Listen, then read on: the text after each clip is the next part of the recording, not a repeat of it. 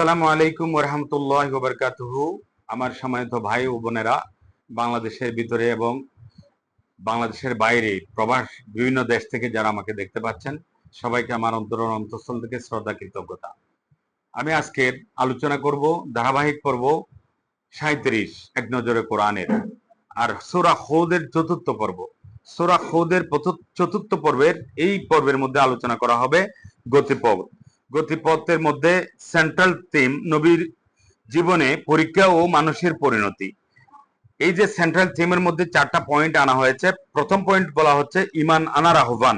ইমান আনতে হবে এক আল্লাহর উপর, তার সাথে কাউকে শরীক করা যাবে না, মানতে হবে তার কোরআন ও রাসূলকে। 2 নম্বর পয়েন্টে আলোচনা করা হচ্ছে কয়েকজন নবী ও তাদের জাতির ঘটনা প্রবাহ। বেশ কজন নবীর ঘটনা তুলে ধরা হয়েছে, তাদের জাতির লোকেরা কিভাবে তাদেরকে প্রত্যাখ্যান করেছে তুলে ধরা হয়েছে সেই ইতিহাসেও।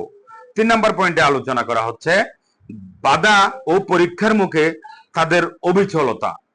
তবে নবীরা সকল বাধার দেয়াল ডিঙ্গিয়েছেন, সকল ক্ষেত্রে তারা আল্লাহর উপর ভরসা রেখেছেন। 4র্থ পয়েন্টে বলা হচ্ছে জবাবদিহিতার কথা স্মরণ করানো।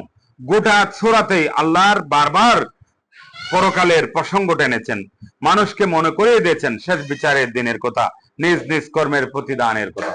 এই মুহূর্তে আমরা আলোচনা করব ওভারভিউ, মানে হচ্ছে কি আয়াতে কি আলোচনা হয়েছে।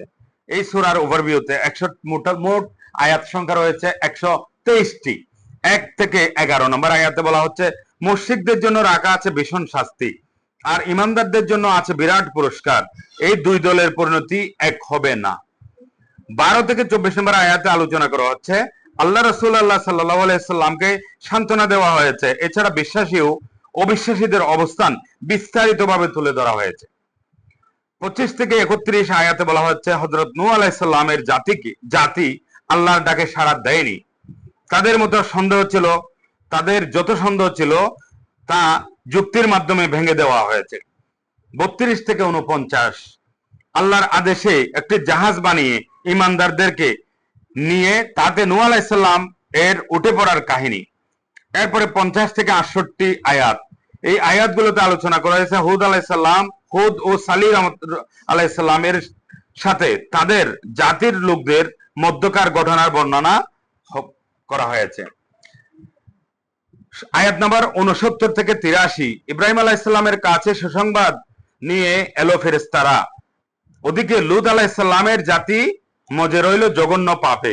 84 থেকে 101 নম্বর আয়াত আলোচনা করছে হযরত শুআয়ব আলাইহিস সালাম নিজ জাতিকে আল্লাহর দিকে ডেকেছিলেন, কিন্তু অবাধ্যতায় ওদের উপর নেমে এসেছিল আল্লাহর গজব।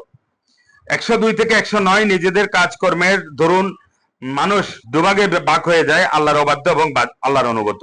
110 থেকে 19 ইহুদিদের সীমা লঙ্ঘনের প্রবণতা চিরন্তন, অন্যায় দেখে চুপ থাকলে প্রশ্রয় দিলে সেই অন্যায় বেড়ে যায়। 120 থেকে 23 এই সকল নবীদের ঘটনা বর্ণনা করার উদ্দেশ্য যাতে রাসূলের হৃদয় তরতাজা হয় আর তিনি খুঁজে পান সান্ত্বনা।